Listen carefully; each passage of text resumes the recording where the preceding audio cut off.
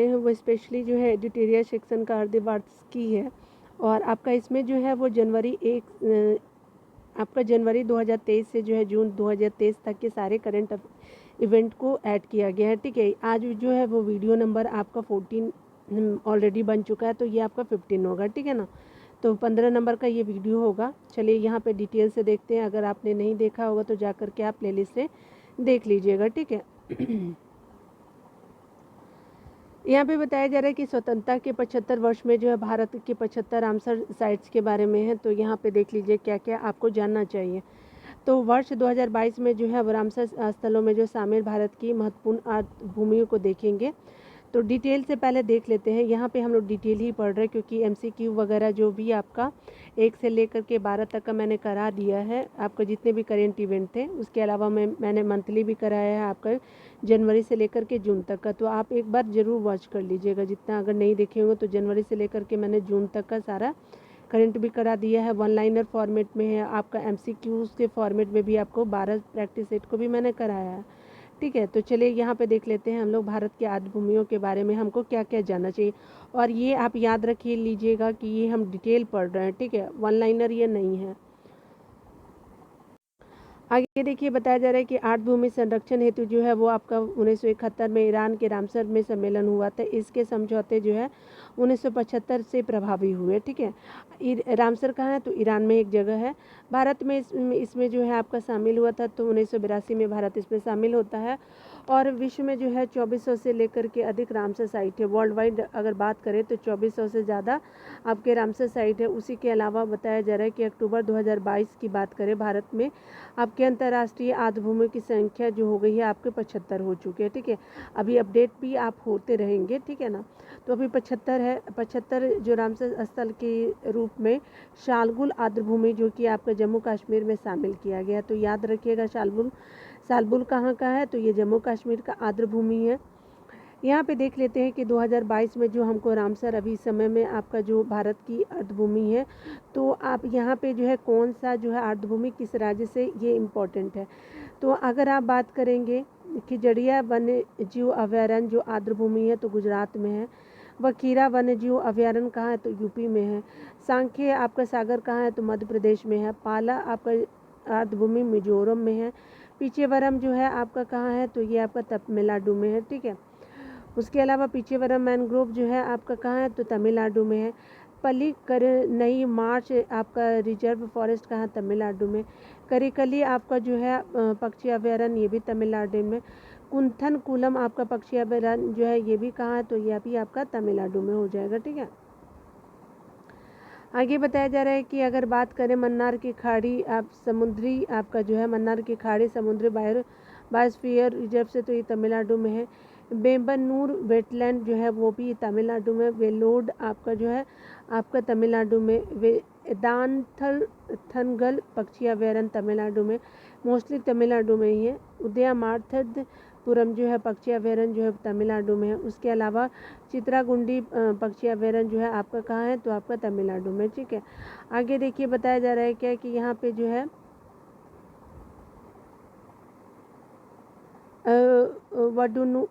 वडुवूर आपका जो पक्षी अभयारण्य है वो तमिलनाडु में है। कांजीरकुलम पक्षी अभयारण्य कहाँ है? तो तमिलनाडु में।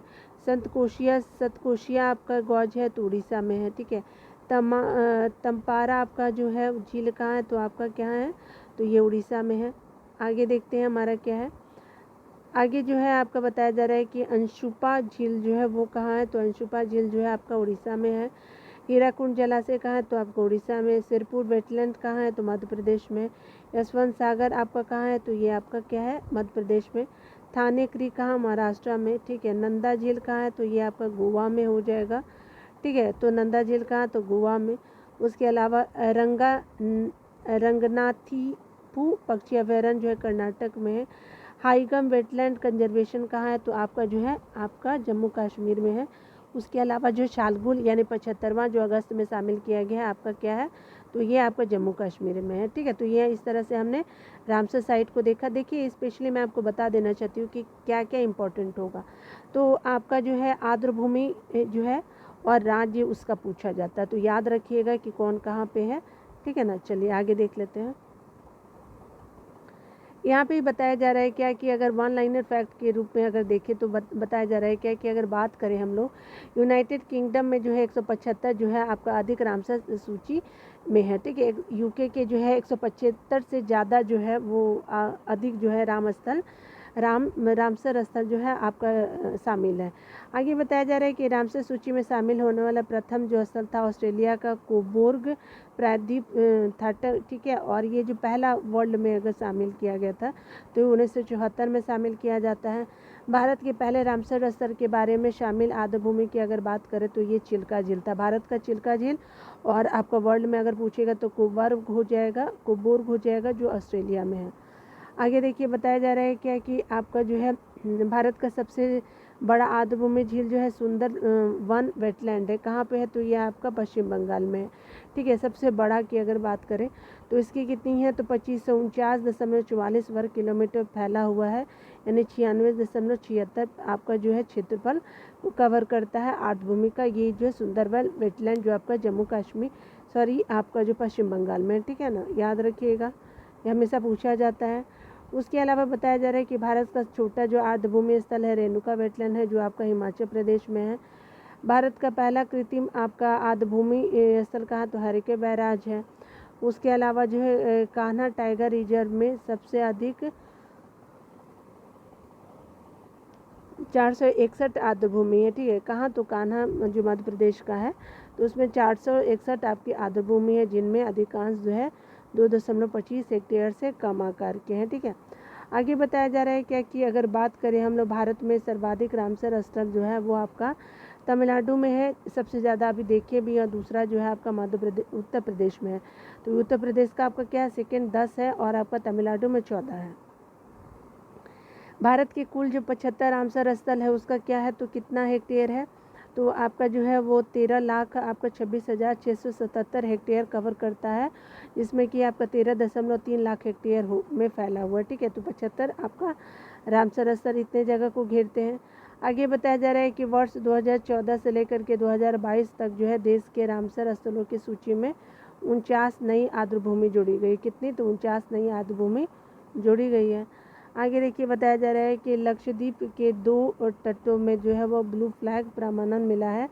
तो देख लेते हैं, भारत में जो अभी तक जो है 12 समुद्र तटों को ब्लू फ्लैग प्रमाण से सम्मानित किया गया है, लक्षद्वीप का 2 मिला है।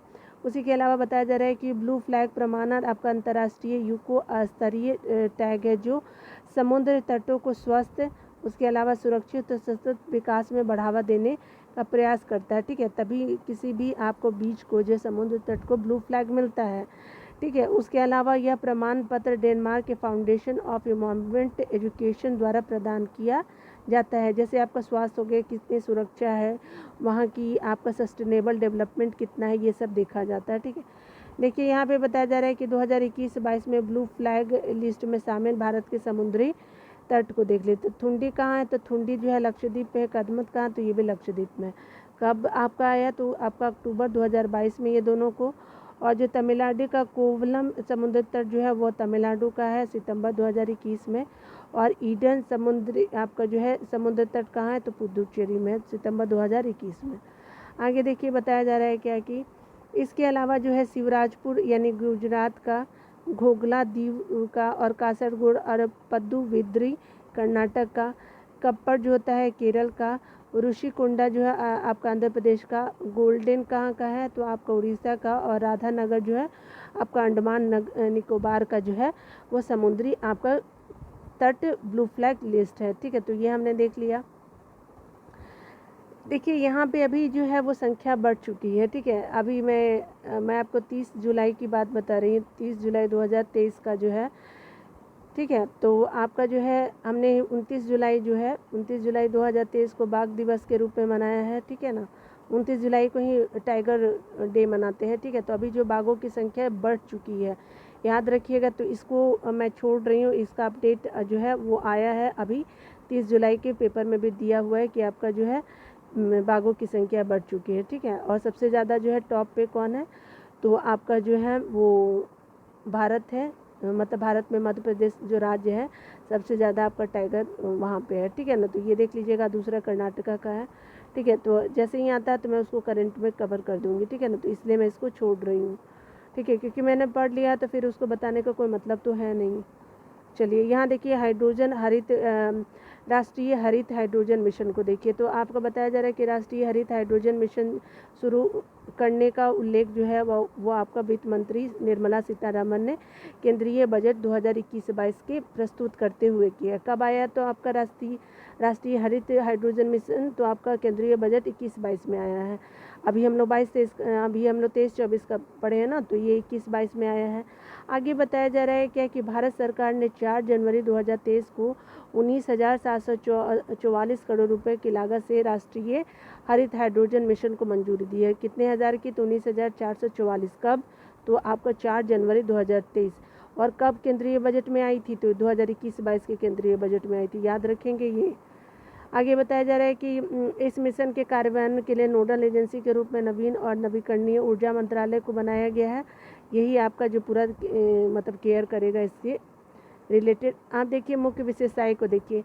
यहाँ पे बोला जा रहा है कि प्रति व्यक्ति कम से कम 5 MMT यानी मिलियन मीट्रिक टन की हरित हाइड्रोजन जो है उत्पादन क्षमता विकसित करेगी। हरित हाइड्रोजन उत्पादन क्षमता विकसित करेगी। आप अगर मेरा एडिटोरिया का अगर आपने देखा होगा सेट, तो उसमें भी ये पूछा गया कि कितना MMT है। तो ये आपका जो है 5 MMT है, ठीक है। देख लीजिएगा जब आप MCQ लगाएंगे ना अर्धवार्षिकी वाला, ठीक है, 1 से लेकर के जो 12 तक का है, तो आप लगाएंगे तो उसमें ये पूछा गया है कि कितना MMT जो है प्रति वर्ष का लक्ष्य रखा गया, तो 5 MMT, ठीक है ना।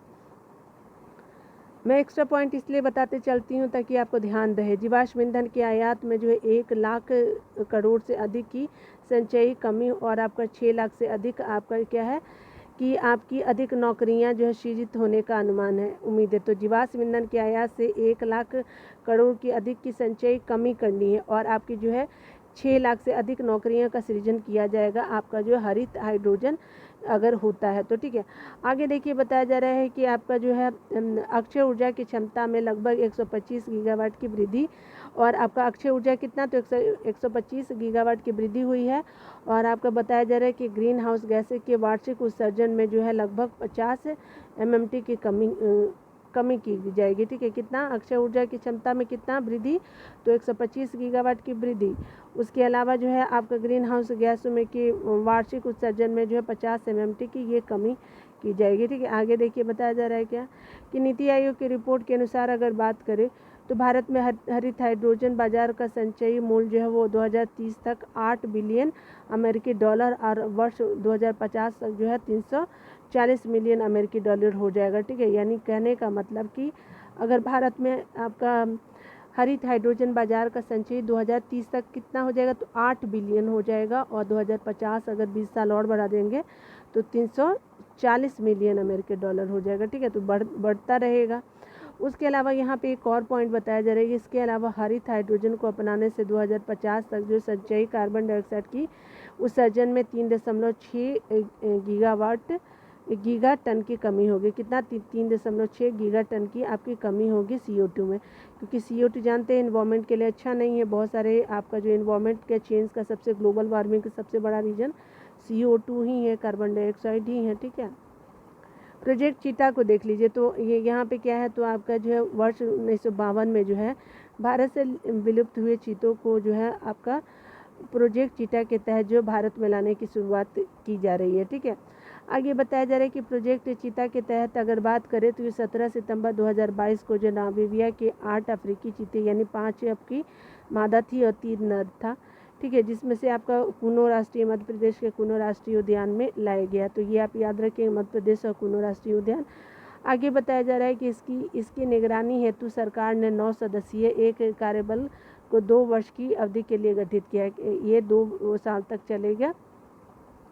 आगे देखिए कि यदि जो है वो आपका यदि यह विश्व की पहली अंतर आपके महाद्वीपीय चीता पुनर्वास आपका परियोजना है, बिल्कुल सही। उसके अलावा जो है कुनो राष्ट्रीय उद्यान में जो है दक्षिण अफ्रीका में 12 और चीतों को लाया गया है, ठीक है। और आपका जो है अफ्रीका से नामीबिया से 8 लाए गए, आपका अफ्रीका से 12 और चीते लाए गए हैं और वो भी कुनो ही में, ठीक है। तो पहले भी कुनो में, अभी भी कुनो में। आगे बताया जा रहा है कि इस प्रोजेक्ट के तहत अगर बात करें तो आपका 5 वर्षों में जो है 50 चीतों की संख्या में लाने की घोषणा है, ठीक है। इसके तहत जो 5 वर्षों में 50 चीतों को भारत में लाने जाने की संभावना भी है, ठीक है। लेकिन आप देखेंगे कि 4-5 जो है चीते मर भी चुके हैं, ठीक है, जो भी आपका अफ्रीका और नामीबिया से जो आए थे, ठीक है। तो आप उसको अप टू डेट हो लीजिएगा। मैं कब का आपको बता रही हूँ, तो 30 जुलाई का ये मैं न्यूज़ बता रही हूँ, क्योंकि ये न्यूज़ में अभी है अभी, ठीक है ना।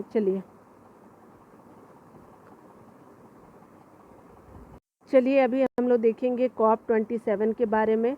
तो COP27 जो है वो कहाँ हुआ है, तो आपका शर्म अल शेख में। और अगर COP28 की मैं बात करूँ तो ये आपका जो है UAE में होगा, ठीक है ना, याद रखिएगा, ठीक है। तो ये 27वां नंबर का शर्म अल शेख यानी मिस्र में किया गया। इसमें क्या किया गया है तो देख लीजिए, कुछ निर्णय भी लिए गए हैं। तो इसमें बताया जा रहा है कि इस निर्णय में जो है आपका अनुकूलन कोष में जो है कुल 230 मिलियन डॉलर से अधिक की योगदान का आपका नया संकल्प होगा। 230 मिलियन डॉलर आपका जलवायु परिवर्तन से प्रभावित विकासशील और अल्प विकसित देशों को जो लॉस एंड डैमेज फंड के तहत वित्त पोषण प्रदान करने पर सहमति व्यक्त की गई है, ठीक है। तो याद रखिएगा कि अनुकूल कोष में कितना, तो 230 मिलियन डॉलर से अधिक की योगदान का संकल्प रखा गया है। और आपका बताया जा रहा है कि जलवायु परिवर्तन से प्रभावित जो विकासशील और आपका विकसित देशों को लॉस एंड डैमेज फंड के तहत जो है आपका वित्त पोषण प्रदान करने में सहमति की गई है। कहाँ हुआ, तो ये COP27 मिस्र में ये बोला गया है, ठीक है। आगे बताया जा रहा है कि mangrove alliance for climate MAC launch किया गया है। मैंग्रोव अलायंस फॉर मैक आपका क्या है, मैंग्रोव अलायंस फॉर क्लाइमेट एक अंतर सरकारी गठबंधन है जो क्या होगा, तो मैंग्रोव पारिस्थितिक तंत्र के संरक्षण को बढ़ावा देगा। यानी स्पेशली ये जो है आपका मैंग्रोव के किस तरह से आपको उसको कंजर्व करके रखना चाहिए, क्या क्या चीज़ों को करना चाहिए एक कंट्री को, जिससे कि मैंग्रोव जो है वो आपकी बची रहे, ठीक है। यही आपका मेनली इसके अंतर्गत किया गया है। आपका COP27 में भारत को देखते हैं तो बताया जा रहा है कि भारत जो है 4 आपका नवंबर 2022 को जो है 4 नवंबर 2022 को COP27 में अपनी दीर्घ अवधि कम उत्सर्जन विकास रणनीति प्रस्तुत की, जिसके निम्न आपको विशेषताएं। तो भारत ने क्या क्या आपकी विशेषताएं दी है कि वो आपका COP27 में भारत की तरफ से क्या किया जाएगा। तो भारत जो है भारत राष्ट्रीय हरित आपका हाइड्रोजन नीति के उद्देश्यों को शामिल किया है। बिल्कुल सही, भी हमने पढ़ा भी था। वर्ष 2032 तक जो है परमाणु क्षमता में 3 गुना वृद्धि करना है। कब तक, 2032 तक, ठीक है। उसके अलावा जो है जैव ईंधन के प्रयोग में वृद्धि करना है। उसके अलावा पेट्रोल में आपका एथेनॉल 20% का सम्मिश्रण करना है, ठीक है। आगे देखते हैं, चलिए COP27 के बाद COP26 को देख लेते हैं। COP26 में बताया जा रहा है कि भारत का क्या क्या जो था आपका मतलब क्या क्या निर्णय भारत के द्वारा लिया गया था। तो देख लीजिए आपको 27, तो COP27 देख लिया हमने। जलवायु परिवर्तन को लेकर के जो ग्लासगो यानी आपका स्कॉटलैंड में जो हुआ था, कहाँ, तो आपका जो है COP26 हुआ था, यानी आपका मिस्र से पहले जो हुआ था ग्लासगो स्कॉटलैंड में हुआ था। और इसमें बताया जा रहा है कि भारत की ओर से जो है PM जो है भाग लिए थे और आपका पंचामृत मंत्र का दिया था, ठीक है। तो याद रखिएगा कि पंचामृत मंत्र COP26 से ही संबंधित है और भारत की मतलब PM ने दिया था। आगे बताया जा रहा है कि पहला क्या होगा कि भारत जो है 2030 तक जो है अपने गैर जीवाश्म ऊर्जा क्षमता का 500 गीगावाट तक पहुंचाएगा। यानी जीवाश्मों का कम यूज़ करके यानी नहीं यूज़ करके जो है गैर जीवाश्म ऊर्जा का 500 गीगावाट तक पहुंचाएगा, भारत का संकल्प है। अगर बात करें तो ये भी 2030 तक का ही है भारत है कि आपका अपनी 50% ऊर्जा की ज़रूरत जो है भारत जो है अक्षय या गैर जीवाश्म से यूज करेगा, 50%। उसके अलावा तीसरा जो है आपका लिया गया है संकल्प भारत के द्वारा कि अब से लेकर के 2030 तक जो है कुल आपका अनुमानित कार्बन उत्सर्जन में 1 बिलियन टन की जो है आपका 1 बिलियन यानी 1 अरब टन की कमी करना जो है भारत का तीसरा लक्ष्य में है। आगे बताया जा रहा है क्या कि 2030 तक जो है सब 2030 है अपनी व्यवस्था की कार्बन क्षमता को 45% से कम करना है, यानी 2005 के स्तर तक लेके जाना है, यानी कार्बन तीव्रता जो है 45% तक कम करेगा भारत चौथे संकल्प के अनुसार। कब तक, 2030 तक। और 2070 तक क्या हो जाएगा कि भारत जो है वो नेट जीरो का लक्ष्य रखा है। तो ये हमेशा पूछता भी है कि याद रखिएगा। देखिए, आपका जो है भारत सरकार ने क्या किया है कि आपका कुछ अधिनियम लाए हैं, ठीक है? तो आपका कुछ अधिनियम जो लाए हैं, तो 22 देश में इम्पोर्टेंट है, तो देख लीजिए कि आपका केंद्र सरकार द्वारा 22 देश में लाए गए आपके अधिनियम। तो वन संरक्षण 2022 आया है भारत सरकार के द्वारा।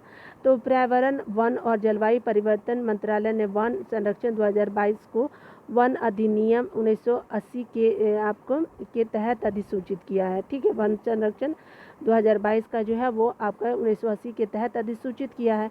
आगे बोला जा रहा है कि वन संरक्षण आपका वन जीव संरक्षण संशोधन अधिनियम 2022 को देखेंगे तो ये कब से लागू होगा? यह अधिनियम 1 अप्रैल 2023 से लागू होगा और जिसके तहत क्या होगा कि इसके तहत 1972 के वन जीव संरक्षण अधिनियम में क्या किया गया? संशोधन होगा, ठीक है? यानी जो चीज़ें 1972 में थी अब इसमें संशोधित रूपों में मिलेगा और कब से आपको देखने को मिलेगा? तो 1 अप्रैल 2023 से। आगे बता रहे बैटरी अपशिष्ट प्रबंधन आपका नियम लाया गया है 2022 में। कब? तो बैटरी अपशिष्ट प्रबंधन नियम लाया गया 2022 में और इसमें क्या हो रहा है कि सरकार ने जो है 24 अगस्त 2022 को इस नियम को प्रकाशित किया ताकि आपका बेकार बैटरी का पर्यावरण रूप में उचित प्रबंधन सुनिश्चित किया जा सके और नए नियम बैटरी प्रबंधन और हैंडलिंग 2001 की जगह लेगा। यानी आप किस नाम से जाना जाएगा? तो 2022 के नाम से जाना जाएगा, जो पहले 2001 के नाम से जाना जाता था। ई कचरा प्रबंधन आपका 2022 नियम आया है। तो ई कचरा प्रबंधन नियम 2022 आया है तो आपका 2 नवंबर 2022 को इस नियम को अधिसूचित किया गया। 2 नवंबर 2022 को इस नियम को अधिसूचित किया गया है। यह नियम क्या है? ई कचरा प्रबंधन नियम 2016 की जगह लेगा। कौन? तो आपका जो है यह नियम जो है वो आपका ई कचरा प्रबंधन नियम 2016 की जगह लेगा और यहाँ पे बताया जा रहा है कि एवं 1 अप्रैल 2023 के से ये प्रभावी होगा। प्लास्टिक आगे बताया जा रहा है कि कब से प्रभावी होगा? तो देखिए जो 2022 में आया है तो अब यह नियम ई कचरा प्रबंधन 2016 के जगह अब 22 ले लेगा। कब से चलेगा ये? तो 1 अप्रैल 2023 से आपको प्रभावी होगा। तो वन्य जीव भी आपका 1 अप्रैल और ये भी आपका कचरा वाला भी 1 अप्रैल 2023 से इसी साल से चलेगा। प्लास्टिक अपशिष्ट प्रबंधन संशोधन 2021 के बारे में देख लीजिए। तो इसमें क्या बताया जा रहा है? तो कहा जा रहा है क्या कि अगर बात करें हम कि 12 अगस्त 2021 को इस नियम को अधिसूचित किया गया है। इसमें बताया जा रहा है इस नियम के अनुसार पूरे देश में जो 1 जुलाई 2022 से एकल उपयोग होने वाली जो है आपकी प्लास्टिक का निर्माण, आयात, बिक्री और उपयोग पर पूर्णतः प्रतिबंध लगा दिया गया है, ठीक है? तो 12 अगस्त 2021 को इस अधिनियम को क्या किया? अधिसूचित किया गया और ये कब से लागू हो गया? तो 1 जुलाई 2022 से, ठीक है? कुछ देख लेते हैं हमारे जो आपके इन्वायरमेंट से रिलेटेड जो आपके करंट है उसको देख लेते हैं। तो इन्वायरमेंट सेक्शन में जो हम यूनिट 30 को देखेंगे तो चलिए यहाँ पे देख लेते हैं। यहाँ पे बताया जा रहा है कि 7 जून 2023 को हवाई में स्थित सक्रिय ज्वालामुखी किलाऊ में विस्फोट हुआ। कब? तो हवाई में स्थित है ये आपका और आपका इसका क्या नाम है ज्वालामुखी का? तो किलाऊ में ज्वालामुखी किलाऊ, ठीक है? सक्रिय है। आगे बताया जा रहा है कि पर्यावरण, वन और आपका जलवायु परिवर्तन मंत्री जो हैं आपका भूपेंद्र यादव ने 15 मई 2023 को नई दिल्ली में मेरी लाइफ नामक एक मोबाइल एप्लीकेशन का शुभारंभ किया और यह ऐप जो है पर्यावरण को बचाने में नागरिकों विशेषकर युवाओं की शक्ति को प्रदर्शित करेगा, ठीक है? तो ये हमारा मेरी लाइफ भूपेंद्र यादव जी के द्वारा जारी किया गया और भूपेंद्र यादव क्या है? तो अभी पर्यावरण, वन और आपके क्या है? तो जलवायु परिवर्तन मंत्री है, ठीक है? और ये क्या है? मेरी लाइफ एक मोबाइल ऐप है, ठीक है ना? यूरोपीय यूनियन को देख लीजिए ने आपका क्या किया है कि आपका ग्रीन हाउस गैसों के उत्सर्जन को कम करने के लिए फिट फॉर 55 नामक एक क्या किया है कि आपका व्यापक जो है आपका जलवायु कार्य योजना पेश की है। किसने? आपका जो है यूरोपीय यूनियन ने ग्रीन हाउस गैसों के उत्सर्जन को कम करने के लिए क्या नाम है? फिट फॉर 55 यानी फिट फॉर 55 याद रखेंगे, ठीक है? और इसका क्या उद्देश्य है? तो 2030 तक जो है शुद्ध ग्रीन हाउस गैसों को कम से कम 55% तक लाना है, ठीक है? यानी कहने का मतलब कि जी ग्रीन हाउस गैस का उत्सर्जन जो है 2030 तक 55% तक लाना है। किसका? तो यूरोपियन यूनियन का जो काम है।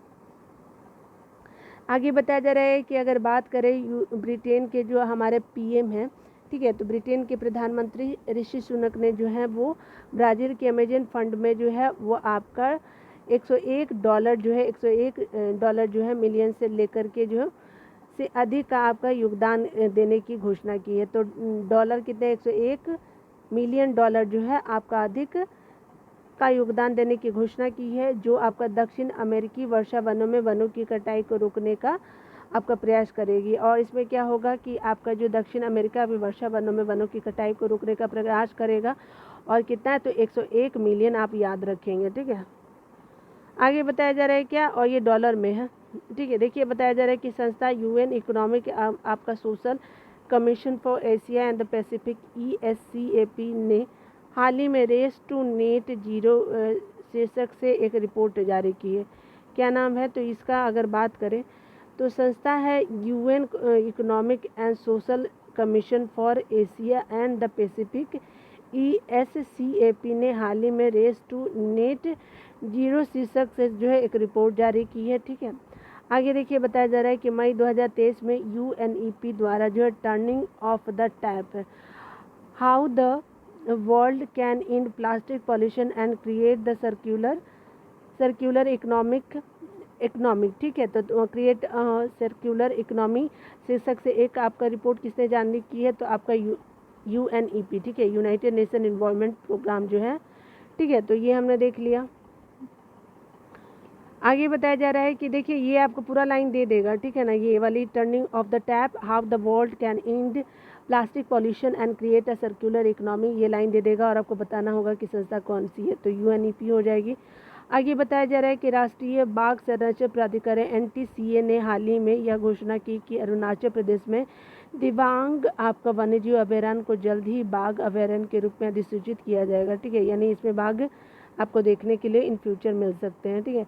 इस कदम से इदू मिश्मी नामक जनजाति में जो है आपका अशांति उत्पन्न हो गई, क्योंकि वो नहीं चाहते हैं कि यहाँ पे टाइगर का वास हो, क्योंकि जनजातियों का घर क्या होता है, ये वन्य जीव ही होते हैं, मतलब अभयारण्य ही होते हैं ना।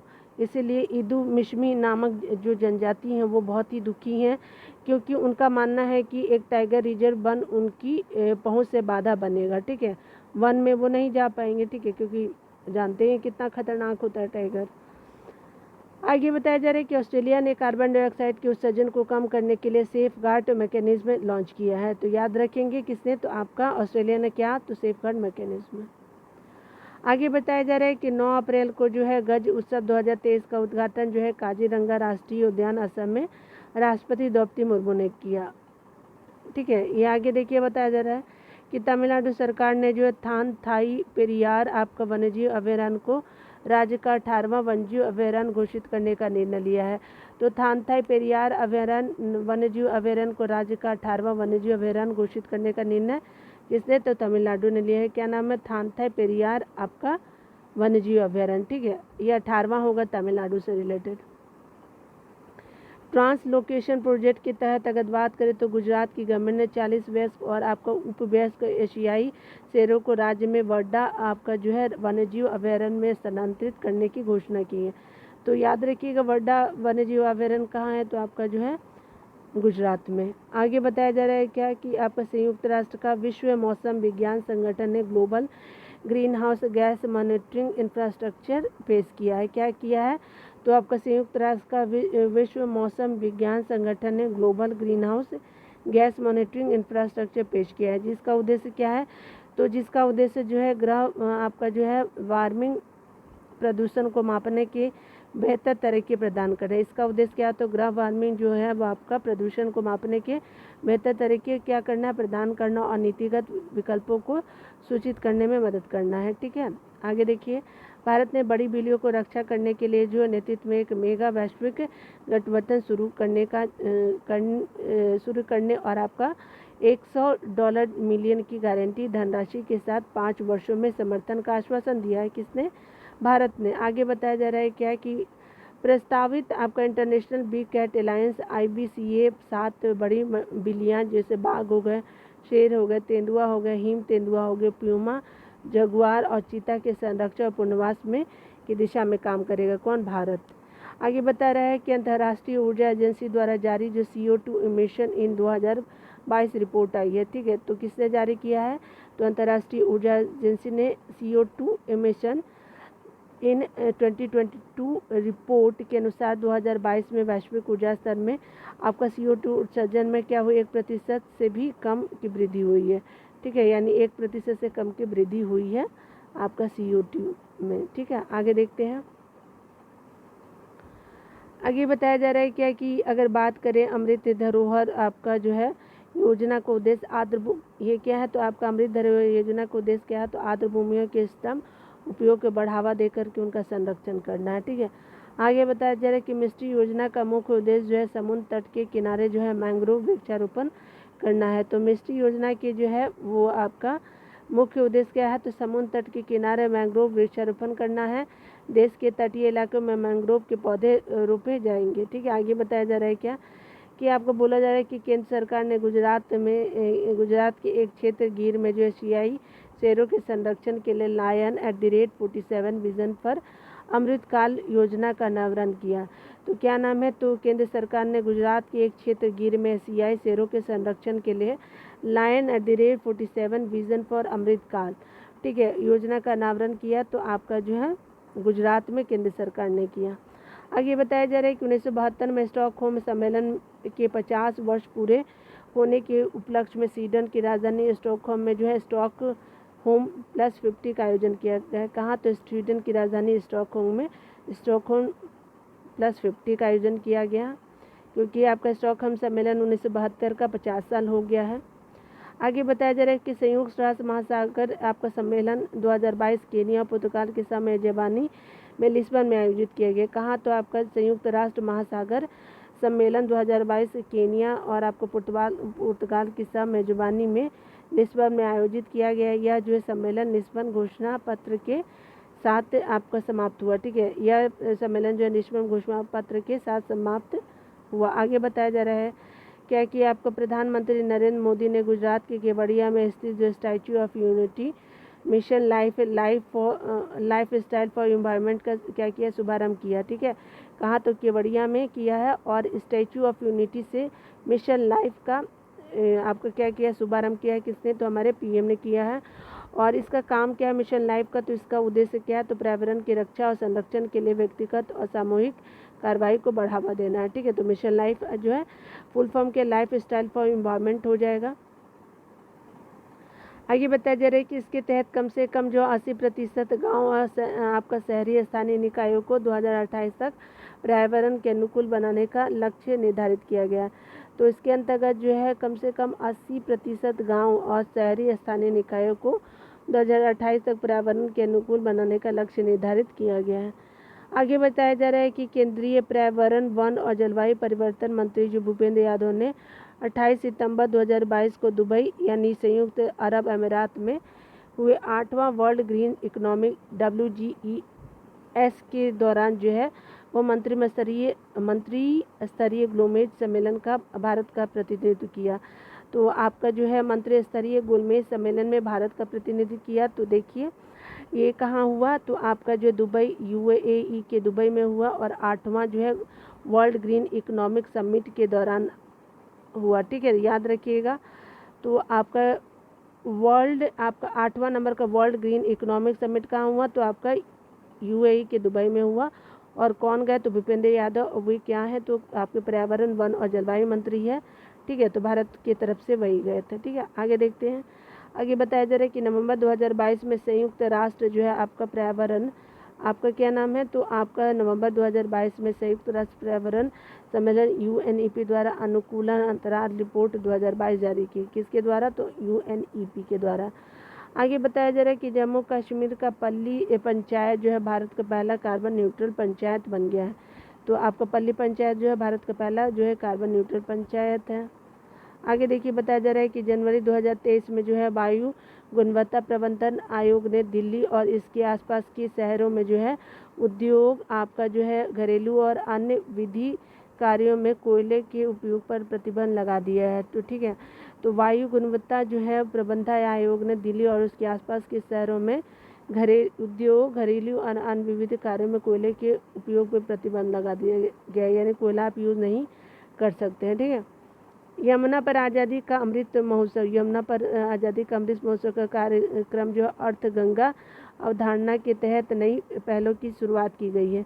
ठीक है, नई पहलों की शुरुआत में है तो देखिए जलज पहल क्या है, तो जलज पहल जो है आपका क्या है, तो ये जो इसका उद्देश्य क्या है, तो गंगा नदी के तटों के आसपास आजीविका के अवसर बढ़ाना है और इसकी जो शुरुआत 26 स्थानों पर की गई है। ठीक है, आगे देखिए, आगे बताया जा रहा है कि प्राकृतिक खेती और पर्यटन संबंधी पोर्टल IM अवतार। ठीक है, तो देख लीजिए क्या बोला जा रहा है, तो आपका प्राकृतिक खेती और पर्यटन के लिए है पोर्टल है, एक तरह का स्थानीय उत्पादों के विपणन को बढ़ावा देना और पर्यटन की सुविधाजनक बनाना। आगे बताया जा रहा है कि भारत टेप जो है पहल है, तो आवास और शहरी मामले के मंत्रालय उद्देश्य क्या है, तो आवास और शहरी मंत्रालय जो है भारत टैप पहल। ठीक है, उद्देश्य इसके तहत जो काम बहाव वाले टैप और पिक्चर के आपके उपयोग को बढ़ावा दिया जाएगा। ठीक है, इसके तहत कम बहाव वाले टैप और पिक्चर को क्या किया जाएगा, उपयोग का बढ़ावा दिया जाएगा। जल दूत को देख लीजिए, ग्रामीण विकास मंत्रालय द्वारा शुरुआत किया गया। इसका उपयोग जो है गांव में आपके संचित कुएं के जलस्तर को पहचान करने के लिए किया जाएगा। जहां पे आपको जो है वाटर को स्टोर किया जाएगा, वैसे कुएं को खोजा जाएगा। आगे बताया जा रहा है कि UNCCD COP15 का आयोजन जो है आपका कोटे डी आइवरी के अबिदजान में किया गया और आपका इसका थीम क्या था, तो भूमि जीवन विरासत अभाव से समृद्धि की ओर। क्या है, तो भूमि जीवन विरासत अभाव से वृद्धि की ओर हो जाएगा। क्या है, तो आपका COP15 का आपका आयोजन कोटे डी आइवरी के अबिदजान में किया गया और ये जो है आपका थीम क्या था, UNCCD का जो COP15 का आयोजन जो किया गया, तो उसमें आपका क्या है, तो आपका भूमि आपका जीवन और विरासत, उसके अलावा अभाव से समृद्धि की ओर। ठीक है, तो आज यहीं तक रहने देते हैं, मिलते हैं अगले वीडियो में। खुद का ख्याल रखिए और पढ़ते रहिए। Take care.